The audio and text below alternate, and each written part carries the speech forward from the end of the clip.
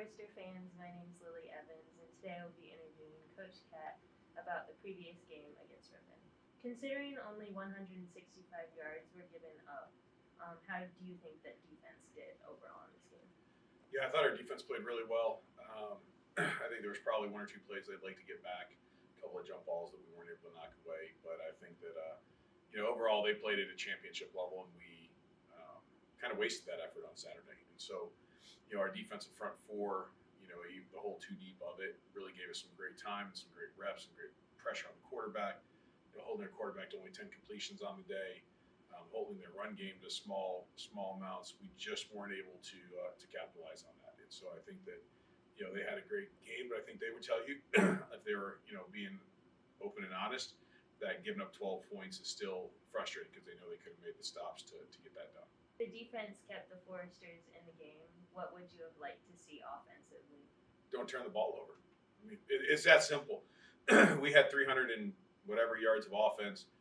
We had things open. Our run game was working pretty well. But when you fumble the ball twice and throw 3 interceptions, you're not going to win football games. And we still had a chance to win the football game in spite of all that.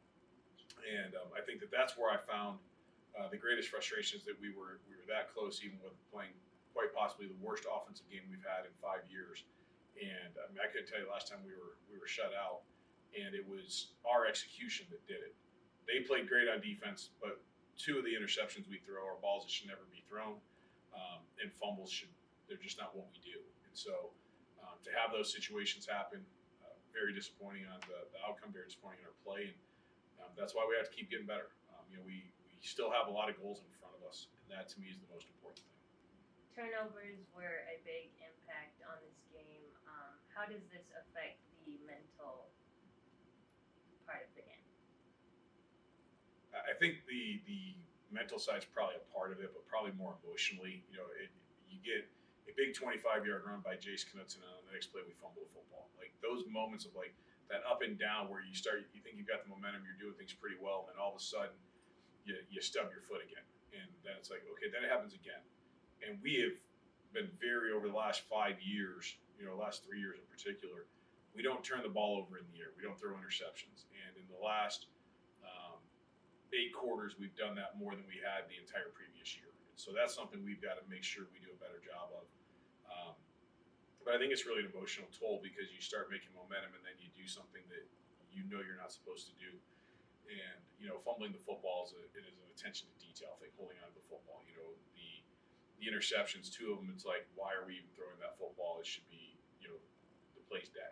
And we don't do those things. And so when you're in that moment, you've coached it, you've repped it, you've talked about it, you've seen it on film previously, and it's just a very frustrating thing of a behavior, but we know that we've got to get better. Since this is the first loss of the season, is there anything that you really want to see from the team to improve the rest of the season? I mean, they've got to be resilient. Like, what are you going to do? You're going to lick your wounds for more than 24 hours? That's why we don't celebrate wins for more than 24 hours. No matter what, we come back on Monday. It's time to focus on the next opponent, make the improvements and the mistakes we made on Saturday. But it's like I told our guys after the game, we still 100% control our own destiny. We went out, we're still conference champions. But we didn't take care of a 1-0 goal. And that to me is frustrating because I think that was a game that we didn't play up to our level, our standard, or our expectation. And I think that's what the frustration is. So now we have to find a way to get back to operating at that level and making sure that we are not allowing ourselves to let this become a pattern of behavior, and it was a blip on the radar.